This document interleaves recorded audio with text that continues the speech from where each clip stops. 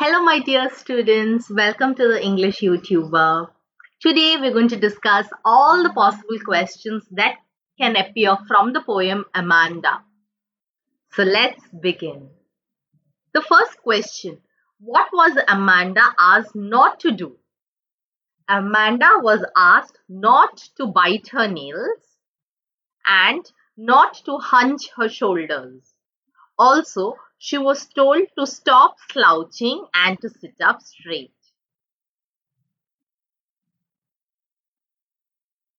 The second question: what does languid mean? A language, B, calm, C, shouting, or D, alone? So what does languid means? Calm or relaxed. So this is the answer. The next question: where did Amanda daydream to be the sole inhabitant of? Sole inhabitant means to be alone, where she would be the only person living there.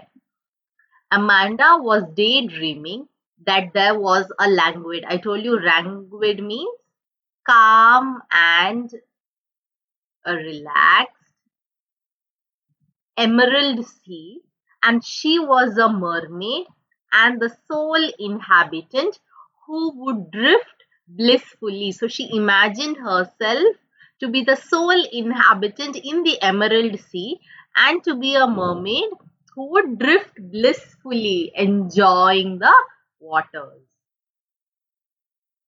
Which of these questions did Amanda's parent not ask her? A. Did you clean your cupboard? B. Did you finish your homework? C. Did you tidy your room? Or D. Why haven't you cleaned your shoes? So among this, the one question that her parent did not ask her was, did you clean your cupboard? All the other questions were asked. Next question. Did you finish your homework, Amanda? Did you tidy your room, Amanda? Which literary device is used in these lines? A. Anaphora, B. Allusion, C. Imagery, or D. Alliteration. Okay, so before I give you the answer, first let me explain what each literary device means. Alliteration means the occurrence of the same letter or the sound at the beginning of closely placed words. Like for example, Claire, close your cluttered closet. So every starting word, most of the starting words have k sound. Claire, close, cluttered, closet. So that is called alliteration. Imagery means it is described in such a language that it creates a sensory experience for the reader. Like for example, if I say the first bite of cake was so buttery and so sweet, it just melted in the mouth. So you could imagine that, isn't it? Okay. Going to allusion. Allusion is usually reference to something that is already well known. So if I say she was like Rapunzel, then that is allusion. Next is anaphora, which is repetition of same words or phrases in the beginning of the sentences to create a rhyming effect. Now if you see here, it is did you and again did you. So a repetition of the same word in the beginning of two consecutive sentences or in the starting of two paragraphs. So the answer is anaphora. Okay, let's move to the next one. Which task did Amanda forget that her parent had to remind her again? Amanda was told to clean her shoes, which she had not done. If you remember in the poem, it is mentioned, I thought I told you to clean your shoes. That means she was told that but reminded again. Which situation does Amanda visualize herself when she says, the silence is golden, the freedom is sweet? So here Amanda imagines herself to be an orphan, roaming freely in the streets and making patterns on the sand with her bare feet. Bare feet means where she has worn no shoes. Which figure of speech does this line contain? The silence is golden, the freedom is sweet. Is it A, personification, B, simile, C, hyperbole, or D, metaphor? Okay, so first let me explain what each one of it is so that you can get the correct answer. So first is personification. Do you know what that is? Giving a lifeless object a lifelike trait. For example, the sun was peeping out from the clouds. So sun is a non-living thing, but peeping out is a trait of a living thing. So that is personification. Next is simile. So what is simile? It is a figure of speech where one thing is compared to another thing. Like for example, he was as brave as a lion. So that is simile. Hyperbole means extreme exaggeration. Like if I say he was singing so loudly that all the animals died. So that is extreme exaggeration. And metaphor is a figure of speech that compares two things by saying that this is like that. So here if you see, silence is golden and the freedom is sweet. So the answer is, it is a metaphor. Very good. Okay. What does the poem reveal about Amanda? So after the entire poem, what do you think about Amanda? The poem portrays Amanda to be a carefree girl who has a great imaginative mind. Isn't it? She has vivid imaginations. She feels restless, trapped, and her freedom curtailed. Curtailed means controlled because of the numerous rules and constant fault finding by her mother. So, it is an important question. How old do you think Amanda is?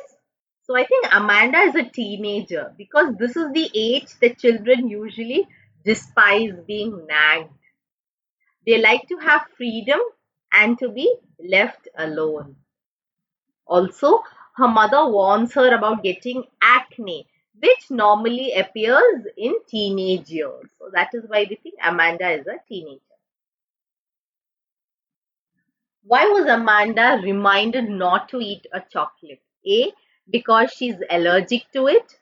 B, because of her weight gain. C, because she will get acne. Or D, all of the above. Yes, the answer is because she will get acne. Was Amanda paying attention when her parent was lecturing and criticizing her? No, Amanda was not paying attention. It is apparent in the statement when her parent tells her, "Will you please look at me when I'm speaking to you?" Also, throughout the poem, when her parent is nagging her and criticizing her, she is imagining herself in different scenarios. Where in one place she imagines herself to be an orphan, in the other place a mermaid, and in other instance Rapunzel. So therefore she was not paying attention. Which fairy tale character does Amanda imagine herself to be and why? So Amanda visualizes herself to be Rapunzel, where she will not have a care or a worry in the world, where she would live in a tower in tranquility. What is tranquility? In peace, in a serene atmosphere. And she would never let down her hair to be escaped, because even if she was trapped in that tower, she would still feel that she had more freedom than her present life. Why does her parent ask Amanda to stop sulking and that she's always moody? Her parent asked Amanda to stop sulking and to stop being moody because others might think that she is constantly being nagged by her parent. Why is it ironical when Amanda's parent says, "Anyone would think that I nagged you"? So, what is irony? Exactly opposite statement being told. Like, for example, if I say that I will never fall and I fall down. So, exactly opposite statements happening. So, why is it ironical when Amanda's parents says anyone would think that I nagged you? It is ironical because throughout the entire time, her parent is constantly lecturing her, fault finding, and reprimanding her. So, what is reprimanding? Reprimanding means shouting.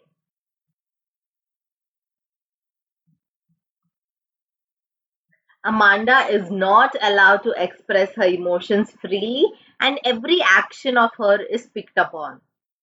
So she says anyone would think that I nagged you, but actually, the entire time the parent is nagging her. That is why it is ironical.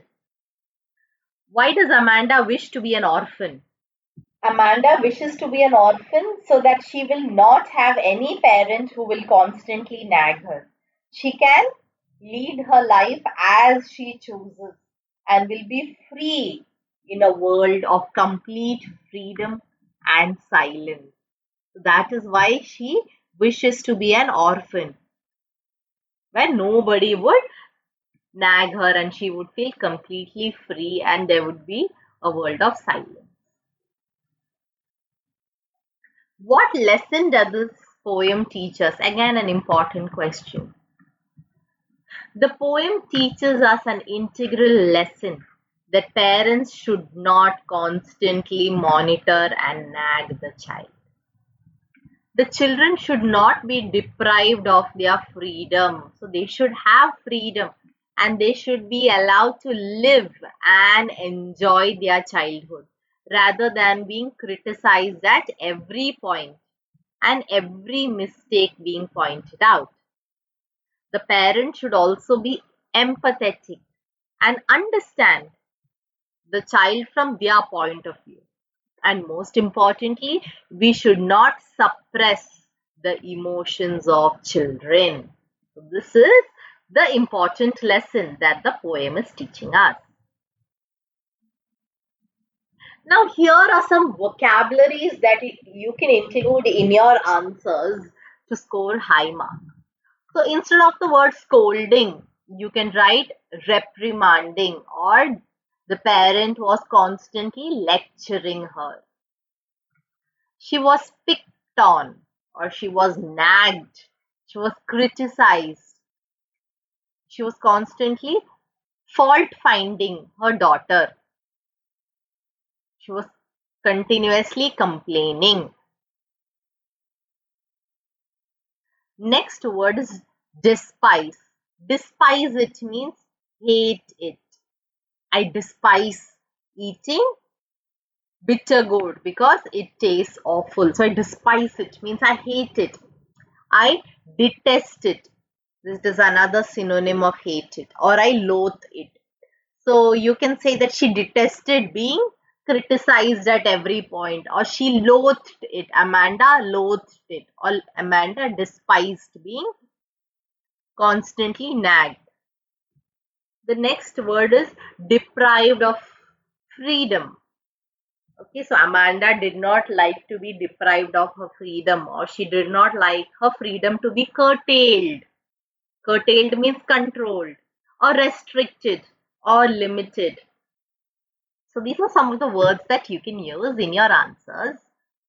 Thank you so much for watching this video until the end, and I hope it was useful. Please share it among your friends, and if you haven't subscribed, do that right now. Thank you, God bless, and I'm praying for you.